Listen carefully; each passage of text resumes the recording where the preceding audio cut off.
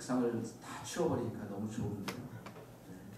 마가복음 1장 9장 1절에서 13절 말씀입니다.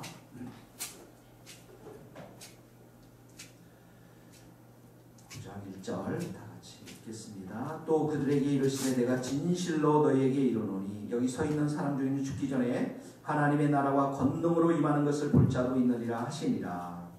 여세 예수께서 베드로와 야고보와 요한을 데리시고 따로 높은 산에 올라가셨더니 그들 앞에서 변명되사 그 옷이 광채가 나며 세상에서 빨래하는 자가 그렇게 희귀할 수 없을 만큼 매우 희어졌더라. 이에 엘리야가 모세와 함께 그들에게 나타나 예수와 더불어 말하거늘 베드로가 예수께 고하되 마피오 우리가 여기 있는 것이 좋사오니 우리가 초막 셋을 짓되 하나는 주를 위하여 하나는 모세를 위하여 하나는 엘리야를 위하여 하사이다 하니 이는 그들이 몹시 무서워하므로 그가 무슨 말을 할지 알지 못합니다. 마침 구름이 와서 그들을 덮으며 구름 속에서 소리가 나되 이는 내 사랑하는 아들이니 너희는 그의 말을 들으라 하는지라.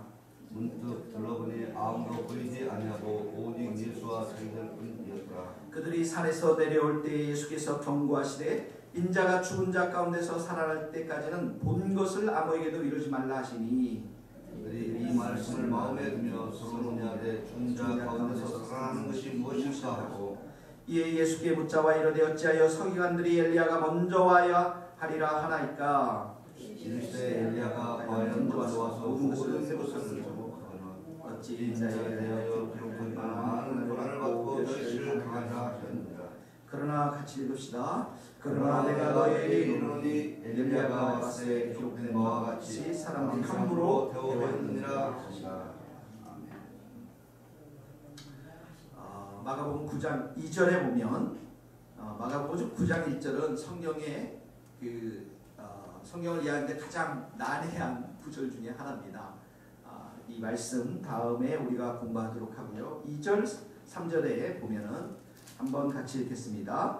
엿새 후에 예수께서 베드로와 야고보와 요한을 데리고 따로 높은 산에 올라가셨더니 그들 앞에서 변형되사 그 옷이 광채가 나며 세상에 빨래하는 자가 그렇게 희귀할 수 없을 만큼 매우 희어졌더라. 이 베드로, 야고보, 요한 예수님의 수제자들을 데리고 이제 3명을 데리고 이 산에 올라갔는데요.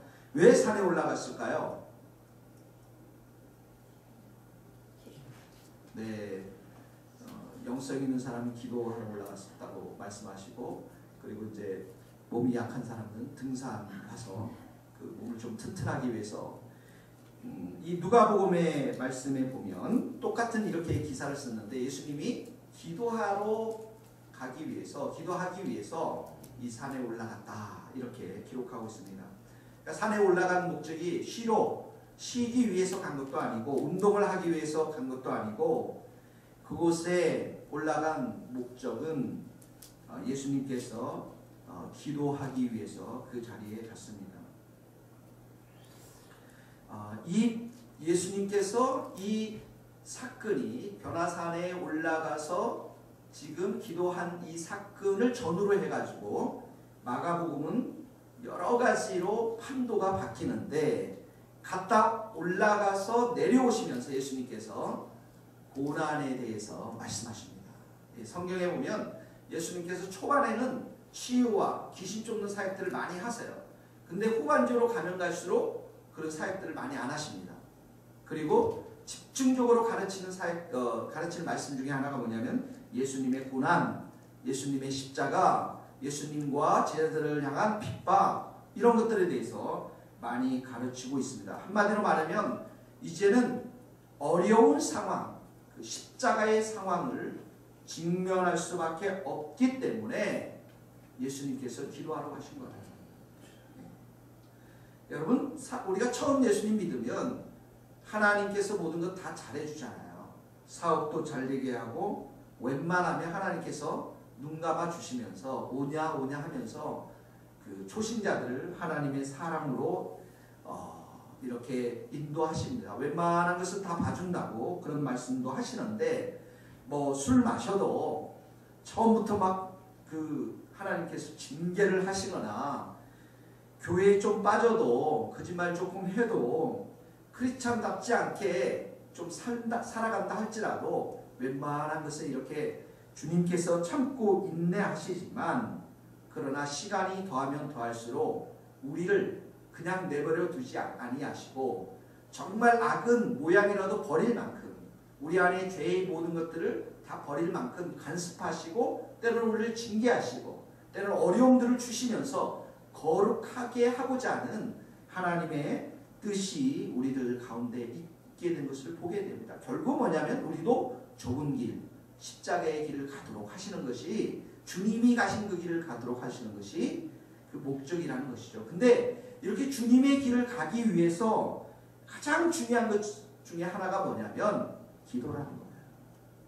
여러분들이 일을 나가고 오늘도 일터에서 또 가정에서 수많은 사람들을 만나는데, 사실은 이 모든 것 가운데서 우리에게 주어진 십자가가 있습니다.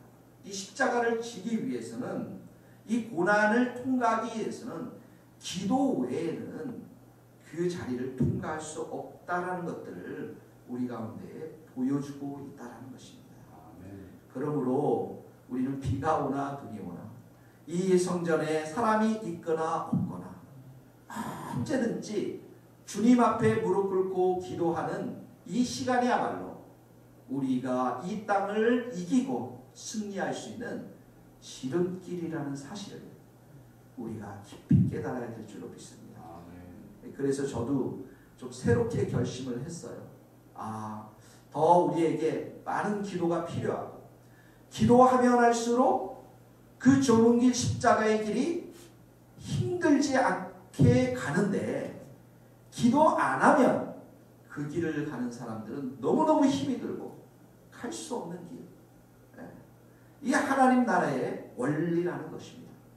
기도하면 세상의 모든 것들도, 마귀도 대적할 수 있는 권세도 있고, 이 세상에서 하는 모든 일들 가운데서 하나님의 함께 하심과 도우심을 경험함으로 인해서 그 열매를 맺을 수 있는데, 기도하지 아니하면 우리의 살아가는 것이 너무나도 힘들고 어려운 것들을 보게 됩니다.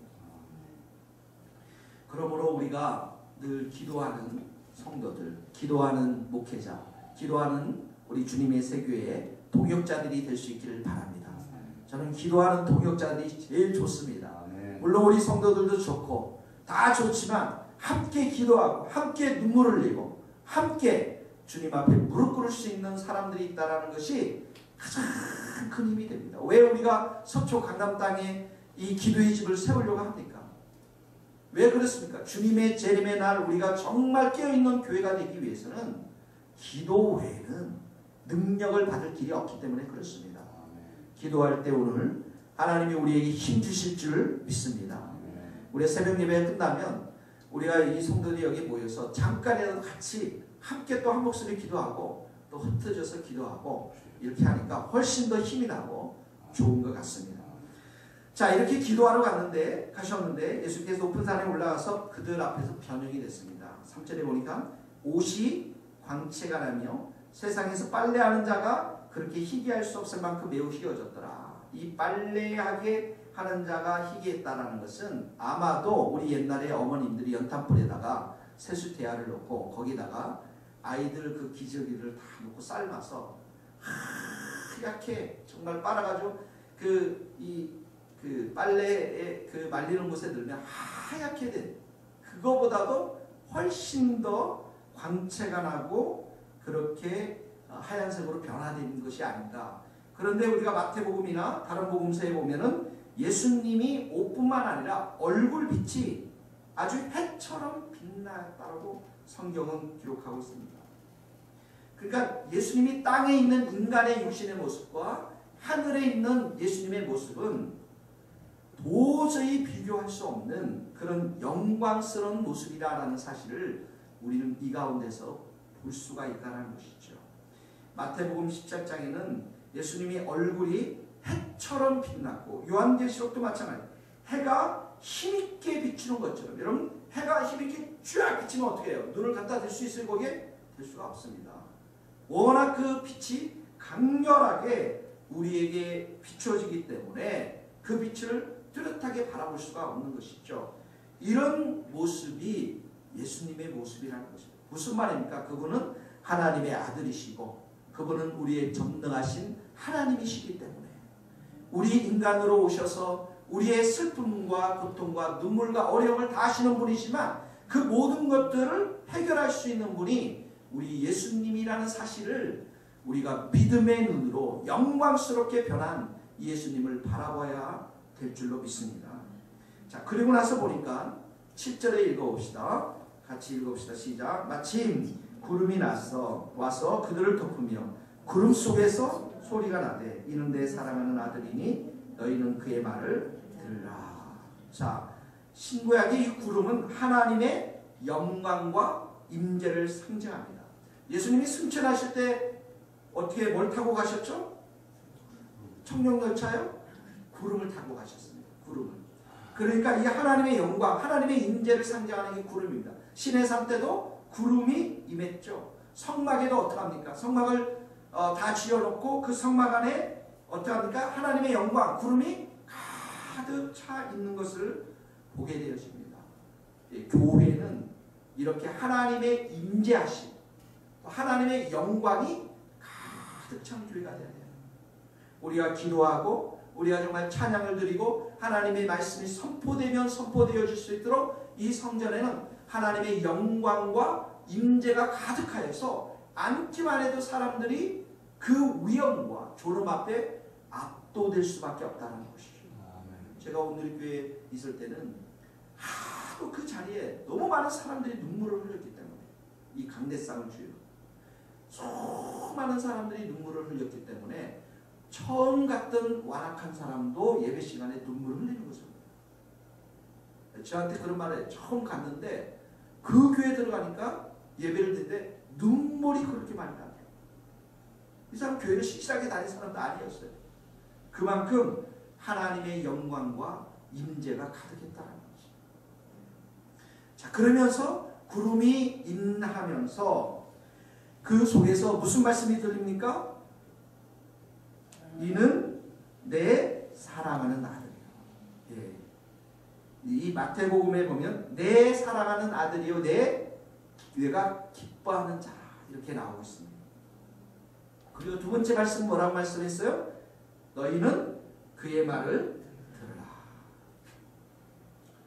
얼마나 사랑하고 있다는 말입니까? 이 말은 하나님의 보증 수표와도 같은 겁니다. 예수 그리스도 내 사랑하는 아들이다. 내가 기뻐하는 자다. 보증 수표와 같은 하나님의 확신. 네. 하나님이 얼마나 소중히 여기는가, 얼마나 귀하게 여기는가를 보여주는 말씀인 것입니다. 우리 모든 사역자들과 성도들이 마음판에 새겨야 할 말씀이 바로 이 말씀이에요. 이는 내 사랑하는 아들이요. 우리를 사랑한다는 말씀이죠. 그리고 그의 말을 들어라. 여러분, 하나님이 나를 사랑하시고 하나님이 나와 함께 하시고 내가 기뻐하는 자라는 사실을 놓치게 되면 우리는 사역을 할 수가 없습니다. 하나님의 일을 할 수가 없습니다. 수많은 고난과 억울함과 어려움을 많이 당하는데 이 말씀을 마음 가운데 우리가 깊이 믿음으로 받아들이지 못하면, 우리가 하나님을 바라보면서 우리가 살아가지 못하면 도저히 이 땅 가운데 사역할 수가 없습니다. 많은 핍박과 어려움과 고난이 찾아오기 때문에 그렇습니다. 그러므로 사랑하는 성도 여러분, 여러분 삶 가운데 오늘 어떤 일이 있다 할지라도 하나님이 정말 여러분들을 기뻐하는 자고 여러분들을 사랑하는 자들이라는 그 믿음을 여러분들이 꼭 가지시기를 바랍니다. 자, 그리고 나서 9절 10절 말씀 같이 읽겠습니다. 시작. 그들이 산에서 내려올 때 예수께서 경고하시되 인자가 죽은 자 가운데 살아날 때까지는 본 것을 아무에게도 이르지 말라 하시니 그들이 이 말씀을 마음에 두며 서로 문의하되 죽은 자 가운데서 살아난 것이 무엇일까? 13절도 보십시오. 그러나 내가 너희에게 이르노니 엘리야가 왔을 때 기록된 바와 같이 사람들이 함부로 대우하였느니라. 자, 산을 내려오면서 예수님 말씀했습니다. 너희들이 본 것 절대 말하지 마라. 제자들이 말했을까요? 안 했을까요? 했을까요? 안 했을까요? 저는 했을 거라고 생각이 들어요. 근데 왜 하지 말라고 그랬어요? 왜냐하면은 지금 이 이스라엘 백성들은 메시아에 대한 생각이 이 예수님의 생각과 달랐어요. 이들의 메시아상은 정치적인, 경제적인 해방을 줄 수 있는 그런 현세적인 인물로 메시아를 기다렸단 말이죠. 그런데 예수님이 엄청나게 변화됐더라 이렇게 또 말을 하면 사람들은 마치 이 예수님을 정말 그런 선지자로, 그런 메시아상으로 그 이스라엘 백성을 해방시킬 사람으로 오해하기 때문에 절대로 말하지 말라라는 것입니다. 소위 말해서 정치 대통령, 경제 대통령 그런 사람으로 이 예수님을 이렇게 세울 가능성이 있기 때문에 말하지 말라라는 것입니다. 자, 그런데 10절에 보니까 그들이 말합니다. 죽은 자 가운데서 살아나는 것이 무엇일까? 무슨 말입니까? 부활을 이들은 아직 몰랐다라는 거예요. 부활을. 그러니까 빵을 줘도 모르고 먹여줘도 몰랐다는 거예요. 진리의 말씀을 가르쳐줬지만 몰랐다는 거예요. 그러니까 제자들이 지금 뭐라고 해? 서로 문의하래. 서로 토론했다라는 거죠. 여러분, 진리는 교회의 모든 것은 토론에서 나오는 게 아닙니다. 토론에서 나오는 게 아니라 토론하면 서로 기분만 나쁘고 서로 싸우게 되어 있어요. 그게 의미가 아니라 진리의 말씀을 우리가 믿고 따르고 순종하고 이런 것이 교회인 것입니다. 그런데 제자들의 모습은 어떻게 합니까? 지금 이 진리에 대해서, 십자가에 대해서, 부활에 대해서, 그리고 예수님 전에 엘리야, 이 엘리야는 세례 요한이거든요. 세례 요한이 왔음에도 불구하고 아직 영적인 이 진리들을 깨닫지 못하고 있다는 거예요. 영적으로 말하면 한마디로 무지했다는 거죠. 그러니까 예수님이 얼마나 힘이 들었겠습니까? 뭐 좀 알아야 되는데. 그러니까 예수님이 정말 십자가에 결정적으로 돌아가셨을 때는 어떡합니까? 다 도망가게 돼요. 다 도망갔다는 거예요.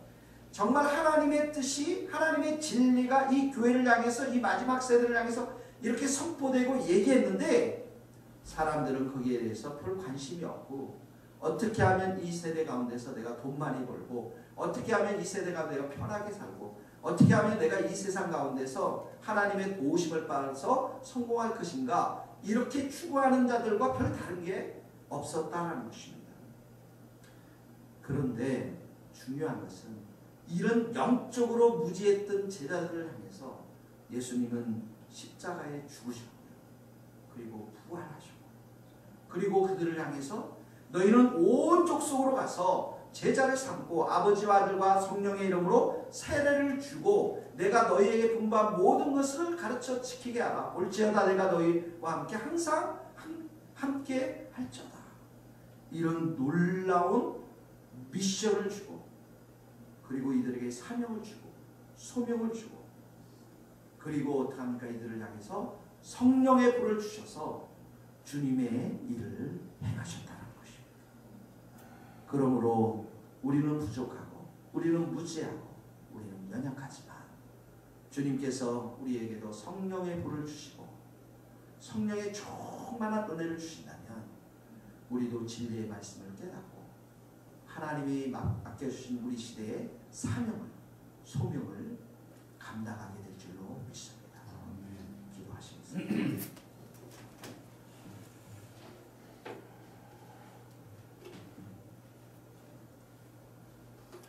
이 시간에 같이 한 목소리로 말씀을 생각하면서 기도하시겠습니다. 아버지 하나님, 오늘도 이 아침에 저희들에게 이 변화산의 사건을 통해서 아버지 하나님 참으로 영광스럽게 변하신 예수님, 아버지 하나님 참으로 그 영광스럽게 변하신 예수님께서 하나님 아버지 참으로 그 얼굴에 광채를 하신 예수님께서 아버지 하나님 참으로 하늘의 그 음성을 이런 내 사랑하는 아들, 내 기뻐하는 하나님 주께서 말씀하시고 너희는 그의 말을 듣으라고 주께서 말씀하셨습니다. 아버지의 놀라우신 예수, 하나님의 아들 되신 그 예수, 우리의 삶을 내려놓게 하시고 우리의 마음을 내려놓게 하시고 우리의 중심을 내려놓게 하여 주시고 오직 여호와 앞에 나아가, 오직 여호와 앞에 의지하며, 오직 여호와 하나님을 의지하며 나아가는 자들 도와주시기를 간절히 모시고 성령 우리에게 오시옵소서. 성령님 우리에게 오시고 성령님 우리에게 오시옵소서.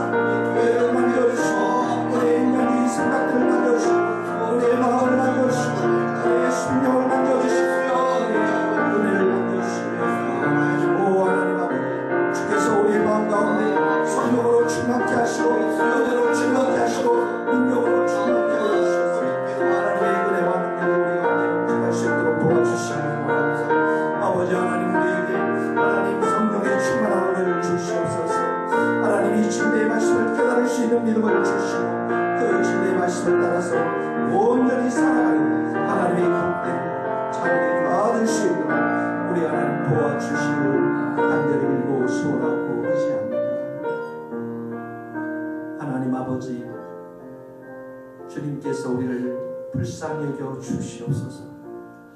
영광스럽게 변화되신 그 예수님, 그 얼굴에 광채가 나신 예수님, 참으로 지금 보좌 우편에 앉아 계셔서 우리를 위해 중보기도하며 온 세상을 통치하시고 하늘과 땅의 모든 권세를 지신 분이 우리 예수님이신 줄 믿습니다. 주님께서 이 아침에 저희에게 깊이 들려주시고 크게 들려주셔서 이는 내 사랑하는 아들이여 내가 기뻐하는 자 너희는 저의 말을 들으라고 하신 이 말씀이 우리 마음판에 새겨질 수 있기를 간절히 기도합니다. 주님 어떤 상황 속에서도 우리 하나님이 우리를 사랑하시는 이 귀한 말씀을 우리가 붙잡고 살아갈 수 있도록 도와주시고 주님께서 진리의 말씀을 가르쳐 주실 때 우리가 깨닫고 순종할 수 있도록 성령님 충만한 은혜로 함께하여 주시옵소서. 성령께서 이 시간에도 또 오늘 하루도 충만하게 저희들 가운데 역사하여 주셔서 승리하는 삶을 살아갈 수 있도록 은혜 내려 주시옵소서. 예수님의 이름으로 기도하오며 지금은 우리 주 예수 그리스도의 은혜와 하나님의 크신 사랑과 성령님의 교통하심이 우리 예수님을 바라보며 진리 되신 예수님을 의지하며 성령의 불을 사모하며 살아가기를 소망하는 우리 모든 성도들 머리 위에 또 이 교회와 선교사님들과 이 민족 위에 이제로부터 영원토록 함께 하시기를 간절히 축원하옵나이다. 아멘.